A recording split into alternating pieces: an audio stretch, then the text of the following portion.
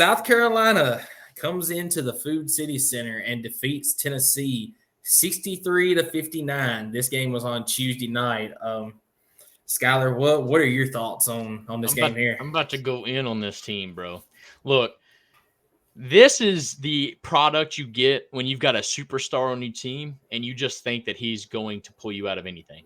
Every time it seemed like we were on an offensive possession, they would pass it to Dalton Connect, and it's like the other four guys on the court would just stop and like, all right, Dalton, go do your thing. And that's not how you're going to win. That's exactly how we're going to get in the tournament and lose in the round of 32. And to your point there, looking at the stats here, Dalton Connect took 24 shots in this game. He took the last 15 in the 2 minutes.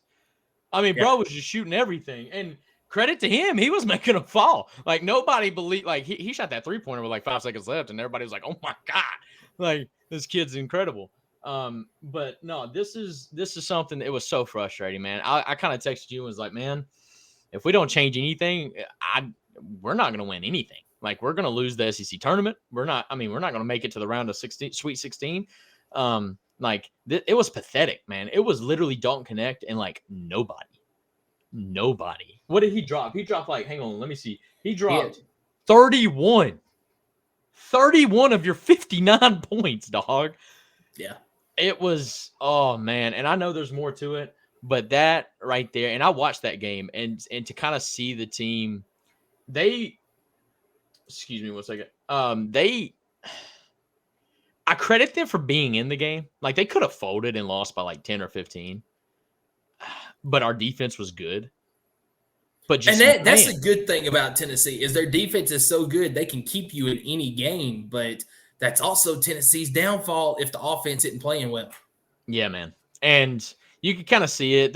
I think it was this game. There was a point in the game where like there was no fouls like within like, I don't know, 4 minutes of gameplay. Like, you could see people getting tired, like wanting to come out, but like, at the end of the day, man, you just got to grind. Like, get to the rim. If shots ain't falling, attack. And but don't attack blindly. Like, I do feel like sometimes our guys do that. And Ziegler's one of them. I just felt like when they make the decision to cut and go in, they drop their eyes. And if they would just look up, you would see 3 guys crashing down on them when Ziegler, makes that cut to go in, where he could easily dish it out. Like, immediately when they take, and so that burned us on defense, recently, where Kentucky would do that. We would crash in and then they throw it back out the 3-point line, dude, be wide open, right? Yeah. And that's something that we got to do a little bit better at. But no, this game right here, it was frustrating, but I guess if you're going to take a silver lining around it, it's the fact that we stayed in the fight. It is kind of weird that all week last week we were talking about how it's hard to win on the road, and the road teams won this week. It was weird. Yeah, I've got one big note on this game right here. I mean, I've got a few other things, but yeah, let's hear it. HYFT. Hit your free throws. They were 12 of 20 from the line the other night. You make 4 of those, the game goes into overtime. You make 5 of them, you win the game. Now, South Carolina was 15 of 18. They missed 3 of them. But, all right, let's say South Carolina makes all 3 of theirs. So that's a 7-point advantage. Tennessee missed 8. You make your free throws, you win the game. And it's not like it was one, and it wasn't one guy. You had 3 guys basically shoot 50%. You had Dalton Connect go 6 of 10. You had Adu and Ziegler go 2 of 4. The only guy that actually shot 100%, and the only other guy that went to the line was Tobe Awaka, and he went 2 for 2. Credit to him. Yeah. Credit to him. I mean, it was frustrating, man. The end of that game was like so wild because I'm like, man, this is why was there, and maybe this is a good question for you. Why wasn't there like that run that you usually see in basketball, right? Like you drain a bucket that kind of opens the lid, you shoot, you get about an instant, basically, 6 to 8 to 10 points more right after that. That felt like it never happened in the game. So I do actually have an answer for this, and by no means am I blaming the refs for this because Tennessee had plenty to do with the reason that Tennessee lost this game. I mean, Tennessee shot 36% from the field, 24% from the 3-point line, 60% from the free throw line. I mean, those are the numbers right there. Tennessee lost because they could not hit baskets, but that run that you're talking about did not happen because I don't know if you remember, it was about midway through the second half. Tennessee hit a couple baskets, and then there was one defensive possession, where they were literally called for 4 touch fouls on that same possession, and it changed how Tennessee started playing defense for a couple of possessions there because they were trying to figure out, am I going to get called for a foul that hasn't been called all game, or what's about to happen here?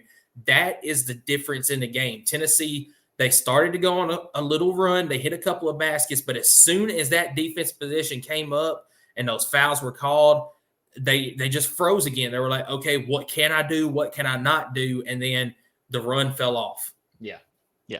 A couple pointers I want to talk about individually in this game. Ziegler had a bad game. Very, very bad. Probably the worst in his Tennessee career. Bad game. He played 32 minutes, which is probably his season low. 0 for 6 at the field, 0 for 4 at the 3-point line. I mean, his only 2 points were at the free throw line where he went 2 of 4 and only shot 50% from there. 2 turnovers.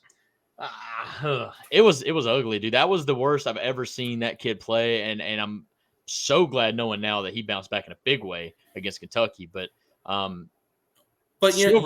you know me, I'm a guy that I always try to take a positive out of everything. It takes me looking back at it to be able to pull out that positive. But my positive for this game, Zakai Ziegler got his bad game out of the way. At least that's my hope, because he normally does have 1 or 2 bad games in the season.